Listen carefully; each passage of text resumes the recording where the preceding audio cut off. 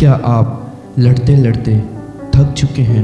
آپ دعا کرنا چاہتے ہیں پر نہیں جانتے کہ کیسے کریں۔ بائبل ہمیں سکھاتی ہے کہ لڑتے لڑتے تھک جانا ناکامی نہیں بلکہ یہ ایک اشارہ ہے۔ ایلیا اس مقام تک پہنچ گیا تھا۔ پہلی سلاطین اس کا 19 باب اس کی 4 آیت میں یوں لکھا ہے، بس اب کافی ہے، اے خدا میری جان لے لے۔ پر خداوند نے اسے ملامت نہیں کیا بلکہ اسے بحال کیا۔ پہلا سلاطین اس کا 19 باب اس کی 5 آیت، اور ایک فرشتہ آیا اور اسے چھوا اور کہا، اٹھ اور کھا۔ یہ وہ طریقہ ہے کہ جب آپ لڑتے لڑتے تھک جائیں تو کیا دعا کریں اور کیسے دعا کریں کہ نجات پائیں۔ پہلے آپ زبردستی لڑائی کا آغاز نہ کریں۔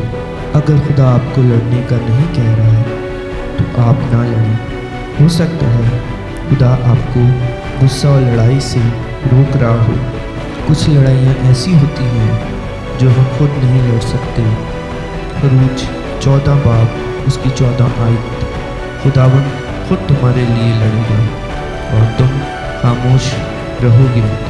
خدا سے مدد مانگے کہ وہ آپ کی لڑائی لڑے، اس پہ بھروسہ کریں۔ پہلا پطرس اس کا 5واں باب اس کی 7 آیت، اپنی ساری فکریں اس پر ڈال دو۔ آمین۔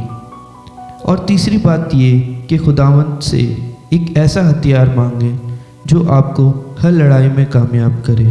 وہ تب ملے گا جب آپ خدا کی حمد روح اور سچائی سے اور دل کی گہرائی سے کریں گے۔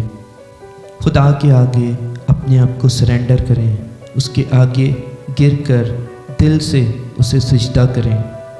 اگر آپ نے یہ باتیں اپنا کر نہیں دیکھی تو آج سے ہی ان باتوں پر عمل کریں اور اپنی لائف میں پازیٹیو چینج آتے دیکھیں۔